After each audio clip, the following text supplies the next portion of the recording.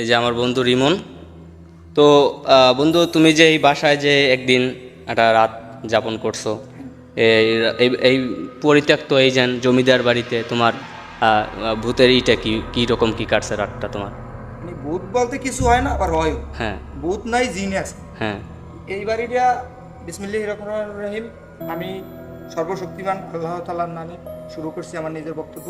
হুম, তো বন্ধু, আমি অনেক দিন যাবতই চাইছি এরকম একটা বাড়িতে রাত্রি যাপন করব, বাড়িটা দেখাইতে পারবো যে কতটা ভয়ঙ্কর, যে আমি কিন্তু একাই রয়েছি। হুম, তো আমি এই বাড়িতে রইলে একটা অভিজ্ঞতা শেয়ার করতে পারি ভাই, যে এত পরিমাণ রাইত হইলে, মানে আমি সন্ধ্যার দিকের ঘটনাটা সবার উদ্দেশ্যেই বলি। এই সন্ধ্যার পর আমি বিভিন্ন ধরনের ক্যাসের মেসের আওয়াজ পাইছি। তো আমি আমার পকেটের মোবাইল আর একটা টর্চ লাইট নিয়ে এসেছিলাম, সেটা দিয়ে বিছছিলাম। আমি রয়েছি কিন্তু ওই সাইডে, ওই যে কিলিন যে জায়গাটা দেখছেন, হ্যাঁ, হ্যাঁ, হ্যাঁ, ওই জায়গায় ঘুমাইছি।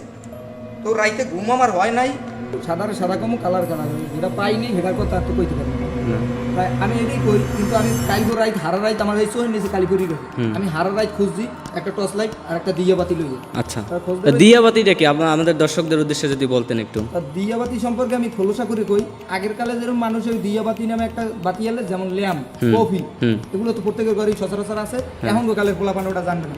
তো আমি হেডে লইয়েই বিছেছি, কারণ কফির আলোতে যতটা দেখায় ততটা কিন্তু এলইডি লাইটে দেখায় না। আচ্ছা, আচ্ছা, তাই আমি এটা দিয়ে অনেক খোঁজাখুঁজি করছি ভাই, কিন্তু কয়েক জায়গায় ছালাইছিও মাড়ি, কিন্তু মাড়ি ছালাই ঠিক আছে, কিন্তু পাই যে রাজা বাথরুমের জায়গাটা, কিন্তু মানে ওইটার মধ্যেই হইতে পারে, ওই ট্যাঙ্কির ভিতরে হয়তো ওই গুপ্তধন রাখছে বা কিছু।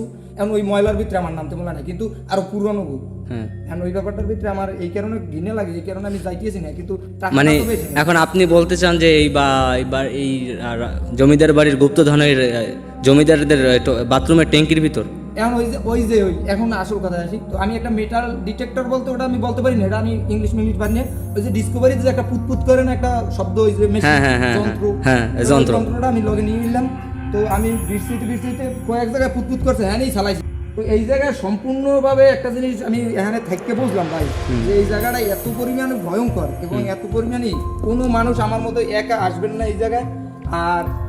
আর একটা কথা বন্ধু তোমারও কই, মানে আমি নিজের উপরে একটা দেখছি এই জায়গায় থাকিয়া, কিন্তু এই জায়গায় এমন কিছু আছে যেটা মানুষের জানে না এত পরিমাণ। এখানে যে পাইবে হে জীবনে এই বাংলাদেশে থাকা লাগবে না, এই ইউএস আমেরিকায় থাকবে এত পরিমাণ। আচ্ছা, এখন তুমি যে গুপ্তধন পাইছো, তুমি যে সোনার কলস পাইছো, মানে এইটার সত্যতা কতটুকু?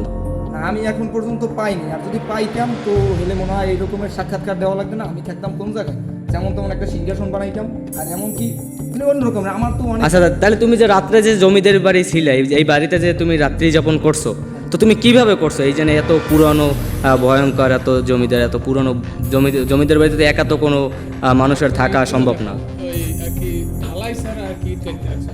এখন তুমি এই বাড়িতে কিভাবে থাকছো একা? থাকছি, রাইতের কথা অত করে কইতে গেলে দুই একদিনে ঘুরে গেলাম, মানে এত পরিমাণে অভিজ্ঞতা সম্পূর্ণ হয়েছি আমি এক রাত থাকি এখানে। তো আমার লাগে যদি ভালো হইতে একটু জন্না থাকতে। তো জন্নাটা কি আসলে রিমন সাহেব? গার্লফ্রেন্ড বোঝেন না, হ্যাঁ, বউ জামাই এরকম। আমি বিয়ে শাদী করিনি, সিঙ্গেল মানুষ। তাহলে যদি বউ থাকতে হেলে মনে করেন আমি গুপ্তধন 100% পাইতাম।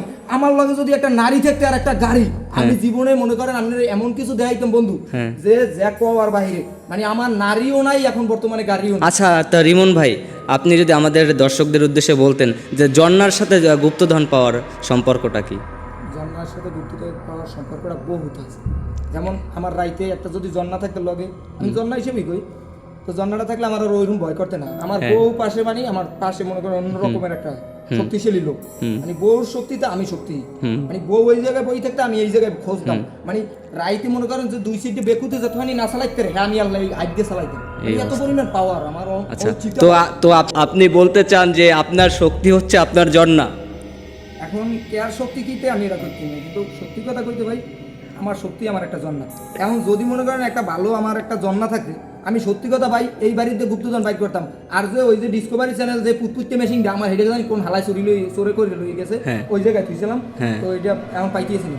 তো ওইটাও এখন বুঝতেই পাইনি, যে ওই রকমের একটা যদি কেউ মনে করেন দিতে বা একটা টিম আমি গঠন করতে পারতাম, আমি সত্যি কথা কই এই জায়গায় দিয়ে মনে করেন দেশের হাজার হাজার কোটি টাকা উন্নয়ন হইতো। হ্যাঁ, তো আমরা আরও আপনার নামে শুনছি মানুষের কাছ থেকে, আপনি নাকি এই জায়গায় রাত্রি যাপন করে আপনার সাথে নাকি এই জায়গার এক সুন্দরী নারীর সাথে আপনার দেখা হয়েছিল ছাদে বসে। এই কথা আসল কথায় আইছেন। যাই হোক, এই রাইতের মধ্যে এই কথাটা আমি কইছি দিলাম না, আপনার দ্বারা এই কথা কইলি কেন, মনের কথা তো আমি এদেরও কই না, এটা আপনার দ্বারা কইছি না। যাই হোক, মানে যেহেতু কথাটা গেলেনি বন্ধু, তাই আমি আমার এই আসল কথা কই, মানে এমন একটা রাইতে মানে আমি এই জায়গায় দিয়ে যেখানে ওই জায়গাতে বাইরেছি নিয়ে কইলাম না গা শিউরে উঠছে, হ্যাঁ। মানে এমন সময় ওই জায়গাতে দেখতেছি এই সামনে একটু আসি করি, ওরে বাবা সাদা সাদা কাপড় পরা নিয়ে মানে ওনার একটা যে সুবাস হয়েছে বাহুবলী ছবির মধ্যে দেখছেন না টাইনি যা এরকম ঘাস ছবিতে ব্যাগের মধ্যে ওই রকম একটা দেখলাম আমি আফসা সাইড ওদিকে কুয়াশা এর মধ্যে ওই জিনিসটা দেখে আমার এত পরিমাণ ভালো লাগছে, মানে আমি কিছুক্ষণ মানে 2 মিনিটের লাগে মনে হয় যে এমন কিছু পাইয়ে গেছি যে আমার চোখের সামনে দেখার মতো নাই, বলার ভাষায় হ্যাঁ। তো আমি তারপর শুনছি আপনি নাকি এরপর থেকেই আপনি এই বাড়িতে প্রায় প্রায় আসেন আপনার ওই যার সাথে আপনার ওই সুন্দরী নারীর দেখা হয়েছিল তার খোঁজে, কিন্তু ওই নারীটা কি আসলে ভূত নাকি অরিজিনাল মানুষ?